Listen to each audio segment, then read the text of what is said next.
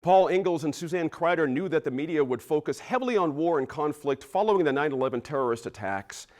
They wanted to create an alternative space to talk about peace and nonviolent conflict resolution, and the result was Peace Talks Radio. It was launched in Albuquerque in 2002 and airs monthly on KUNM Radio. It's also carried on hundreds of stations around the country. They've profiled iconic peacemakers such as Martin Luther King and the Dalai Lama, explored the impact of war and the power of forgiveness, and delved into creating peace in our daily thoughts and interactions. I talked with them about their journey and the legacy of Peace Talks Radio. I'm joined by Paul Ingalls, co-founder and producer of Peace Talks Radio, and Suzanne Kryder. She is co-founder and host of Peace Talks Radio, and Carol Boss, host of Peace Talks Radio as well, and familiar voice on KUNM. Guys, thank you for coming in. This is a wonderful show that's been a staple of our community for many years. But Paul, let me start with you. A lot of folks don't know the impetus. How did this start? What drove you to start Peace Talks Radio? Well, Suzanne and I were a married couple in 2011, and 9/11 happened, 2001, sure. 9/11 happened, and we had talks about, we really felt like we needed to do something, and what could we do to, we were anticipating years of war and conflict scenarios that would be all over the media. So since I had a history in radio and Suzanne had some history in presentation work, and we decided to create a series called Peace Talks Radio. Started out as an idea of doing big shows in auditoriums around the country. Wow. That was too expensive. Wow. So we decided to start at KUNM with a half-hour show once a month. We're still on KUNM the last Friday of the month with Peace Talks Radio. And I'll let Suzanne talk a little bit about the concept of, you know, how we wanted to approach it. It wasn't like we were going to try to figure out all the political problems in the world, was it?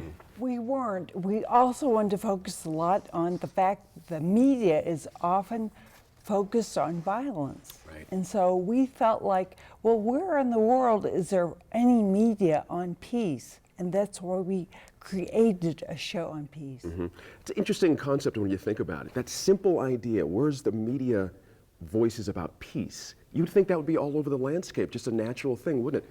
And Carol, when you came on board, you know, a few years later after the show started, it seems to me the show is just as relevant at that time, today, and it'll still be relevant tomorrow as far as the world's concerned. I don't think it's ever going to lose its relevancy. Yeah. We're going to continue to have wars and conflicts, and Peace Talks is not just about wars and conflicts. It's actually quite surprising, the little nooks and crannies that we find apply very much to non-conflict resolution and peacemaking. Interesting. Talk about that, because it's a buzz-phrasey term right now, conflict resolution, that kind of thing. Tell me about the approach in the show and how you guys approach that whole idea of resolution. Well, you know, by the way, we have all of our programs online at peacetalksradio.com, and you can see everything going back to 2002, the very first year. Episode, yeah. And the topics we cover are totally amazing. I personally, at some point during this, I would like to talk about some of the programs that are really meaningful to me that we've done. But there is a program I did on, do you remember Dr. Aaron Wolf from Portland State University, who works with, he goes around the world, he has as part of what he does, and works with conflicts over water use. Oh, wow. And I don't think there are many people who might think that that is an area of conflict or potential conflict. And he's worked with some tribes and folks in villages all around the world. So that's an example of where you might not think that would be an issue to talk about in terms of peacemaking and conflict resolution. That makes sense. I think the 9/11 event was very disempowering to people in terms of feeling like, what can I do, you know, to have any impact on this? And I think from the start, Suzanne and I were working mostly from sort of a concentric circles model of, you know, working on issues of inner peace, and then peace between people in the workplace, in their families, in their relationships, and then, you know, going out to from there to neighborhoods, and then maybe to nations. I think we spent a little bit more time even helping people develop a toolkit for how to deal with conflict in their own lives. You know, there's that famous Seinfeld episode, The Show About Nothing, where they try to sell the show to NBC, and you know, Jerry and George are there, and George says to the NBC head, "So what did you do today?" And the guy said, "Well, I got up and I went to work. There's a show. You know, for us, it's like, well, you get up and you start with kind of an uneasy feeling about yourself and your future. That's an inner conflict that, you know, maybe some self-talk help would be helpful. You know, you have a conflict with your spouse or with your kid about the video games. These are 2 more shows. You get into traffic. You have 3 people cut you off and you experience some travel rage. That's a show we've done. You know, you go to work, conflict at work. So, you know, we're always looking for those areas, and we'll spend the time to give people some ideas, talk with experts, people who've experienced and thought about it, to actually give people a toolkit to do something about conflict in their own lives. Interesting you just said the phrase toolkit. I was just thinking as I was listening to you, you're supplying a personal toolkit for people to function through their day, their lives, really. And this is to me, that's much bigger than international conflict and trying to parse reasons why countries invade. That's more real life stuff. Are you getting that kind of feedback from your listeners as well? We do, and we teach people. Paul often says all the guests say the same thing. They all talk about compassion and empathy and listening. You know, they say in America, people listen just because they're thinking of the next thing they want to say. But often we hear our guests say, please listen to what the person said. And we find that's a good toolkit, a good technique to do. Exactly right. I do want to get to some of those favorite guests you had. I'm so curious since you mentioned that. Well, one thing I do want to say that Peace Talking is, we are all about stories, and it's fleshing out the stories that people have to tell that engage people. And I'm always thinking about the stories that I would like to help elicit from our guests, the stories that are going to keep people just stuck to their radio or the computer or whatever device they use. And I love when people talk about, and I think we probably all have experienced when people have had those driveway moments where they're in their car and they've gotten to their destination, but they can't get out of the car. Somebody's telling a Because story it's such they a can't. compelling story. Amazing, isn't it? So I'm very proud of the stories that we were able to get from our guests in the Yeah. interviews that we do. That's so powerful about radio, by the way. I just have to throw in as an old radio guy. Radio will make you stick in the car in the driveway. It absolutely will. I appreciate you saying that. Where television, sometimes it's just not Right. that powerful. So any particular feedback from any particular guests where people actually literally sat in the driveway and had to just keep listening? Well, I have found as a result of doing this program and a lot of reading that I've done, I'm very moved by the powerfulness of the act of forgiveness. And it just so happens a few shows that I have done have actually touched on that. I think forgiveness, being able to forgive, is one of the most powerful things people can do and can create peace in one's life and larger.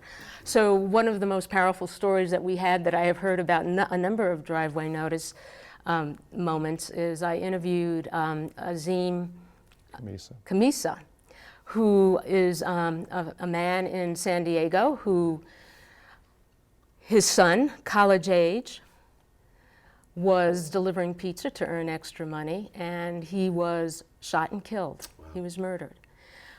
The long story short is, Azim, who of course was grief-stricken and went through a whole lot over the loss of his son, met the grandfather and guardian of the young gang member who killed Azim's son.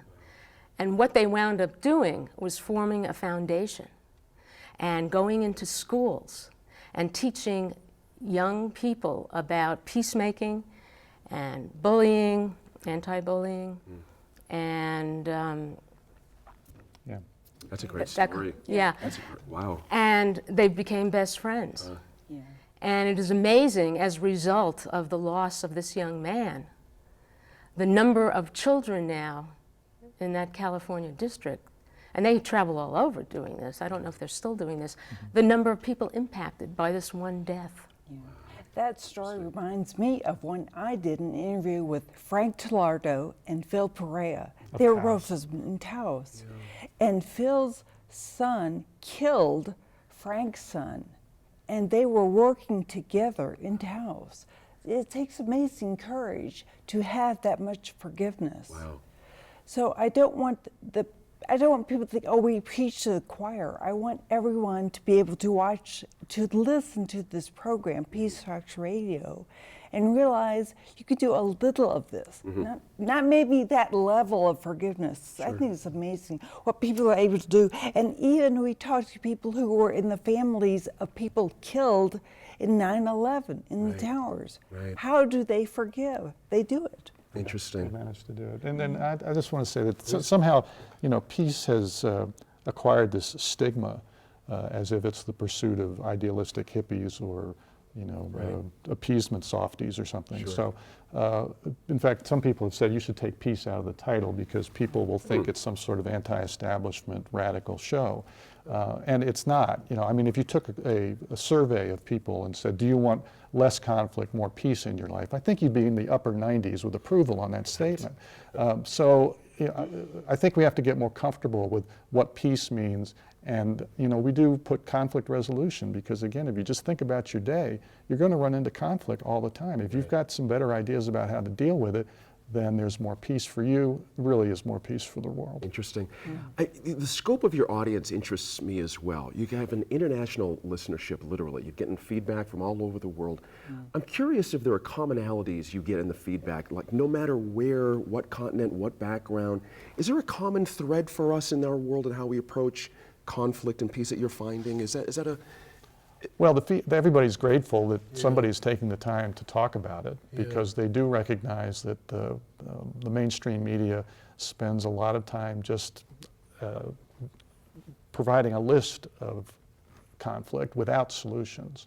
I did a little content analysis of a network newscast last week, and 77% of the stories were about conflict, but nothing about how to resolve conflict. History Channel, all about the wars, not about the peace treaties or the times when nations avoided war. So I think people, instinctively, they feel that there is a need. They're a little hopeless about media, frankly, to do anything about it.